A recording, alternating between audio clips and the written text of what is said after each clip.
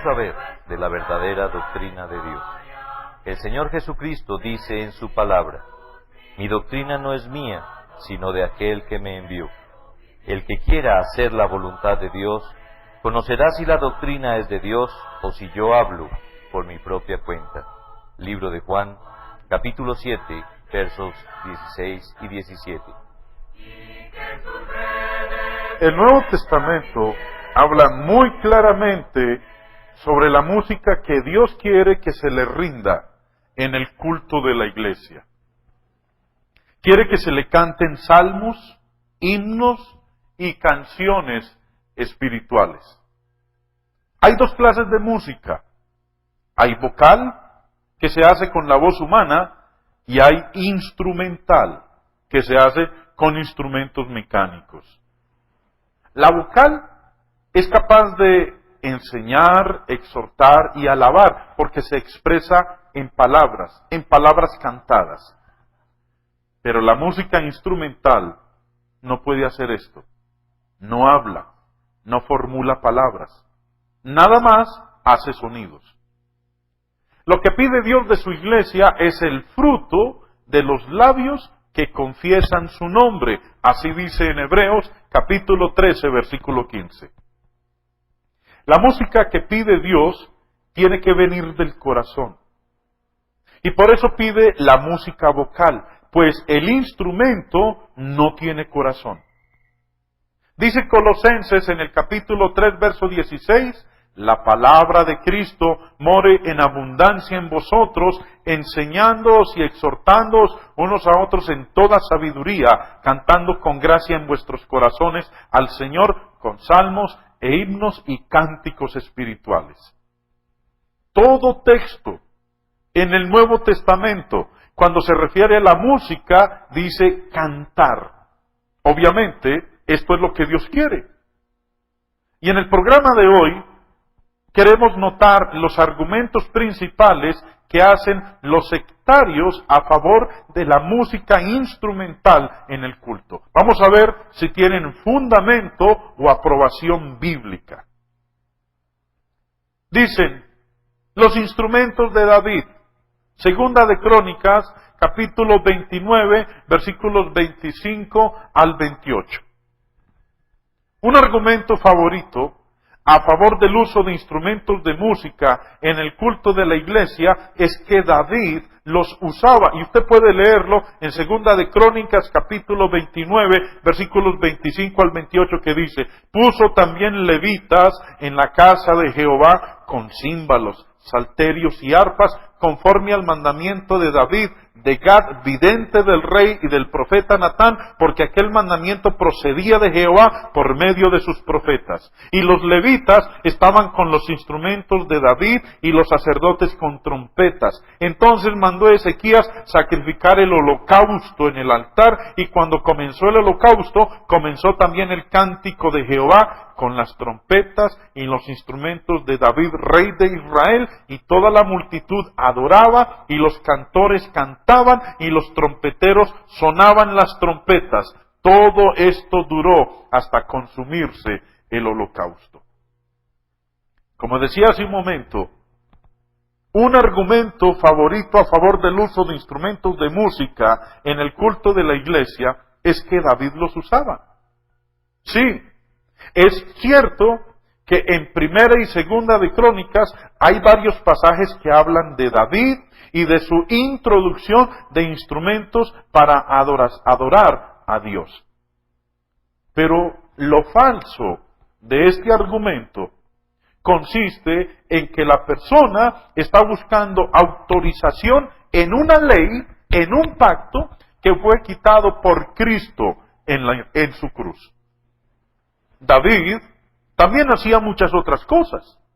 Guardaba el sábado, diezmaba, ofrecía sacrificios de animales y tenía muchas esposas y muchas concubinas. Pregunto entonces, ¿es David nuestro ejemplo y autorización para estas prácticas también? Dice el apóstol Pablo que los que tratan de justificarse por la ley de Moisés, de la gracia de Cristo han caído. Gálatas capítulo 5, verso 4. Otro argumento popular es que está bien usar pianos y órganos y otros instrumentos en el culto de la iglesia, porque en el libro de los Salmos se dice que alabemos al Señor con tales cosas. Algunos afirman que el libro de los Salmos es parte del Nuevo Testamento. Estos no reconocen que Cristo quitó la ley de Moisés y que por eso de nada vale buscar autorización para nuestras prácticas en el Antiguo o Viejo Testamento, pero insisten en que está bien buscar autorización en los Salmos. Este argumento es falso, porque su premisa o proposición fundamental es falsa. Los Salmos son parte del Antiguo Testamento, o sea, de la ley de Moisés. Y los cristianos no estamos bajo esa ley. Cristo mismo afirmó que los salmos pertenecen a la ley de Moisés. En Juan 10, verso 34 dijo Cristo, ¿no está escrito en vuestra ley, yo dije dioses sois? Este pasaje se halla en Salmos 82, verso 6. Esto prueba que Cristo consideraba los salmos como parte de la ley de Moisés. Este punto se ilustra también en Juan capítulo 15, verso 25, donde dice, pero esto está para que se cumpla la palabra que está escrita en su ley, sin causa me aborrecieron.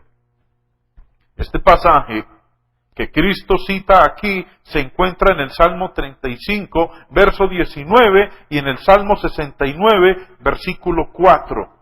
Los salmos, pues, eran parte de la ley de Moisés y por eso no sirven de autoridad para el culto bíblico en la iglesia hoy en día. Algunos tratan de justificar el uso de instrumentos mecánicos de música en el culto de la iglesia diciendo que algunos salmos lo profetizan. La verdad del caso es que las llamadas profecías son declaraciones de eventos históricos en la vida de Israel o declaraciones personales de los autores de los salmos.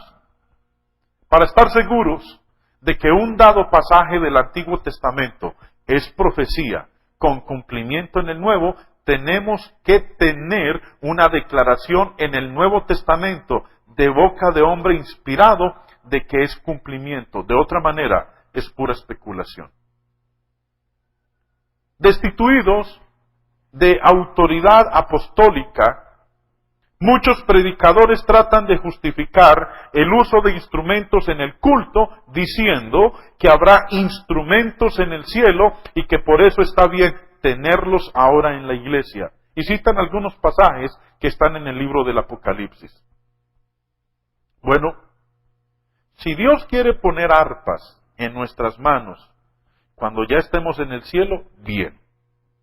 Pero, ¿qué tiene que ver eso con sus mandamientos para la dispensación presente en la cual estamos viviendo, aquí en la tierra? Hay mención en Apocalipsis también de tronos, de incienso, de caballos y de otras cosas. ¿Por eso se permite usar tales cosas en el culto de la iglesia? La verdad del caso es que el libro del Apocalipsis es un libro altamente figurado y es error literalizar lo que es simbólico. El culto bíblico para la iglesia ha sido revelado en pasajes claros y literales. Nadie usa el libro del Apocalipsis para determinar lo que ha de ser la oración o la cena del Señor, y no hay que ir a ese libro para determinar lo que ha de ser la música correcta. La actitud de muchos es que si alguna cosa no queda prohibida en tantas y cuantas palabras en las Escrituras, entonces se puede practicar. Pero esta actitud representa un argumento fatal, es un argumento de conveniencia. El que lo hace no es consecuente. Miremos unos ejemplos. Hay una denominación que no bautiza a los niños. Si preguntamos por qué no lo practica, se nos contesta que no ha sido autorizado en las Escrituras. y bien. Tampoco quema incienso esa denominación.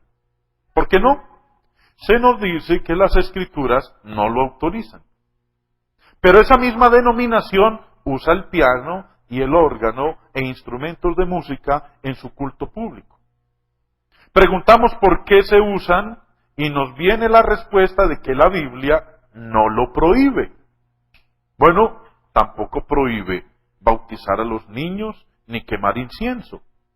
Pero así como las Escrituras no autorizan el bautizar a los niños ni quemar incienso, tampoco autorizan el tocar instrumentos de música en el culto.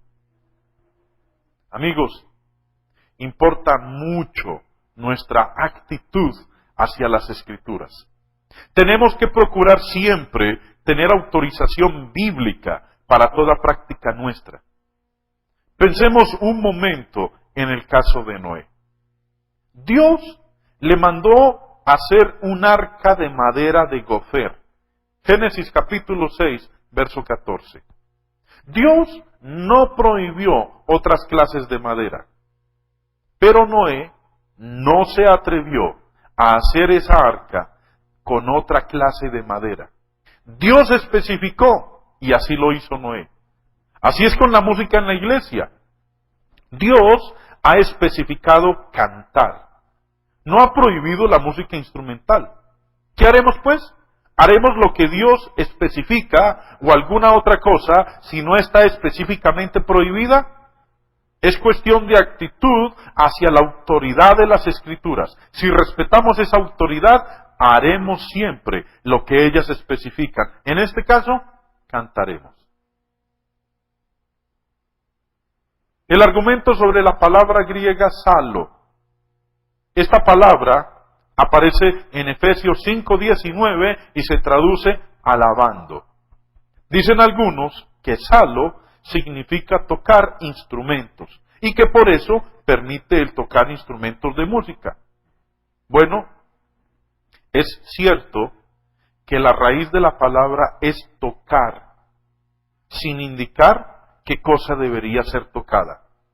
Es como la palabra baptizo, bautizar, que significa sumergir, sin especificar qué cosa debe ser sumergida. Pero la Biblia especifica qué debe ser sumergido. Es la persona que cree en Cristo y se arrepiente de sus pecados la que debe ser sumergida. Especifica en qué bautizar, es decir, en agua. Así es con salo, tocar.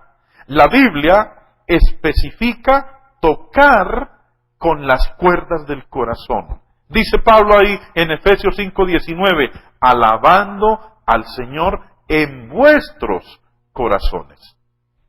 Los lexicógrafos reconocidos dicen que para tiempos del Nuevo Testamento la palabra griega salo significaba cantar.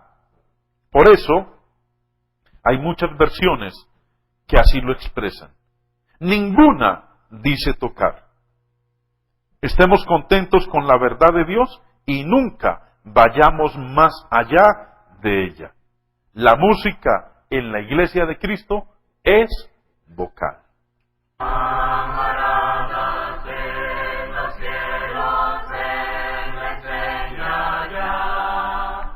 En Eclesiastés capítulo 8, verso 1, Salomón dijo, ¿quién puede compararse al sabio?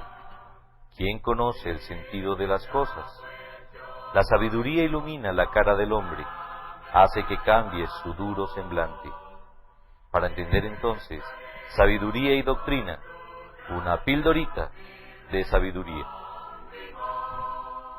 Dicen los que saben y de verdad, los admiro profundamente a los que saben, que nuestro cuerpo es tan maravilloso que cada segundo contamos con 30.000 nuevos glóbulos en la sangre.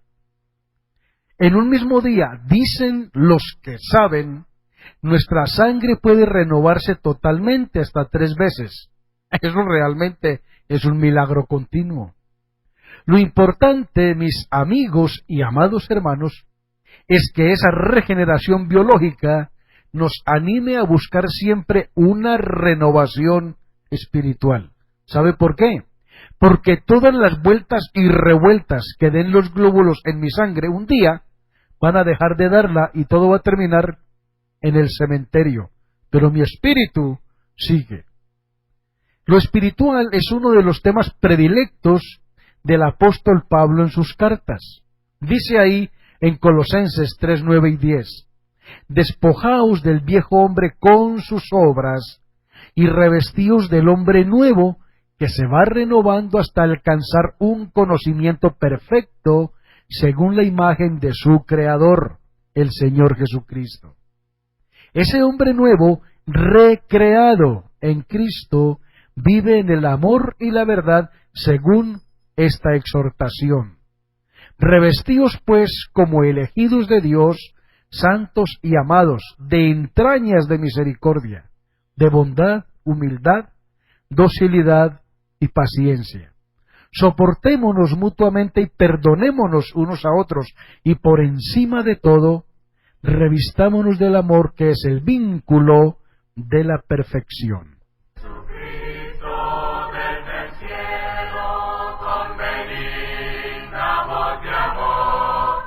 Cuando te acercas a la Biblia, ¿entiendes lo que lees? El eunuco le dijo a Felipe en Hechos capítulo 8, verso 31, ¿y cómo podré si alguno no me enseñare? A continuación, nuestro hermano Jaime responde. La exposición que usted hace, hermano, de que no se deben usar instrumentos musicales en la adoración a Dios, podemos decir, me quedó más o menos clara, pero quiero que me haga un favor. Porque si en la Biblia hay un texto que dice, creo que es por en San Juan capítulo 4, verso 23, dice que adoremos a Dios en espíritu y en verdad. ¿Cómo se adora en espíritu y cómo se adora en verdad? Con mucho gusto, hermano Hugo. Muchas gracias, hermano. Dice ahí Juan 4:23, mas la hora viene y ahora es cuando los verdaderos adoradores adorarán al Padre en espíritu y en verdad. ¿Tiene que ver eso con el tema? Creo Sí, que claro. Ah, bueno. Porque dice la Biblia, porque también el Padre tales adoradores busca que le adoren. Aquí habla de los verdaderos adoradores. Y para uno poder ser un verdadero adorador, tiene que reunir dos ingredientes. Amén. No le puede faltar uno. Tiene que reunir los dos ingredientes. Para ser un verdadero adorador debe ser en espíritu y en verdad. Amén. Así dice la Biblia. Ahora, si hay verdaderos adoradores, ¿la contraparte cuál es? Falsos Que hay falsos o vanos adoradores. o vanos adoradores. Ahora, ¿qué es adorar a Dios en espíritu? ¿Qué significa adorar a Dios en espíritu? Vamos a dejar que el mismo Señor Jesús nos lo explique con unas palabras que Él pronunció en Mateo, en el capítulo 15, versículo 8. Mateo 15, verso 8, Jesús dice, este pueblo de labios me honra, mas su corazón está lejos de mí. Cuando dice que lo adoraban, lo honraban, pero que su corazón estaba lejos de él, estaba diciendo de aquellos que lo hacían eran de labios para afuera, Ya. porque no sentían nada de lo que estaban diciendo. Ya. Es como repetir como loro mojado algo que uno se aprendió, Sí. pero uno no medita en lo que está diciendo. Ya. Adorar a Dios en espíritu, hermanos, es que uno lo haga de todo corazón, que uno entienda plenamente qué es lo que está haciendo. Eso es adorar a Dios en espíritu. No como cuando uno va a una reunión, o va uno a misa, o a un grupo religioso, y uno hace presencia de banca. El cuerpo está ahí presente, pero la mente de uno está volando, está por otros lados. Sí. Esa persona no está adorando en espíritu. Ya. El espíritu lo tienes en otros lugares. Y Dios dice que para ser un verdadero adorador hay que adorarlo en espíritu. Sea consciente, entienda qué es lo que estoy haciendo, que mi corazón esté ahí presente, toda mi mente, todo mi entendimiento. O sea, está involucrado, tengo involucrado, como decimos en Antioquia, hasta el sombrero Sí, Señor. en la adoración. Ahora, el otro ingrediente que Dios dijo, nuestro Señor Jesús dijo en Juan 4:24, que un verdadero adorador no solamente adora en espíritu, sino también ¿cómo? Con En verdad. Ahora, ¿qué es adorar a Dios en verdad? Jesús dice, ahí más adelante en Juan 17:17, santifícalos en tu verdad, tu palabra es verdad. ¿Qué es la verdad? La palabra. La palabra de Dios. Entonces, un verdadero adorador adora en verdad. ¿Cómo es en verdad? Basado en lo que dice la palabra de Dios, ya, que es la verdad. Amén, amén. Eso es un verdadero adorador. A un verdadero, pues, a ver, porque es que un verdadero adorador no es el que se pone y se canta 3 horas y saber que han pasado 3 horas. No, señor, un verdadero adorador. Y que dice la Biblia, tales adoradores, busca a Dios que le adoren, es que cuando le vayan a adorar, tengan los dos elementos, en espíritu y en verdad, con todo el corazón y basado en lo que Dios dice en su palabra. Entonces los que están en un culto de esos que hay orquestas y todo ese enredo que se meten a las 9 de la mañana a cantar y a las 3 salen sin saber cuándo pasó tanto tiempo. Hoy estoy bueno en el espíritu, dicen. Bueno, digamos que adoraron en espíritu, pero no adoraron en verdad. Ya. Por lo tanto, según palabras de Cristo, no son verdaderos adoradores. Ay, feo eso. Los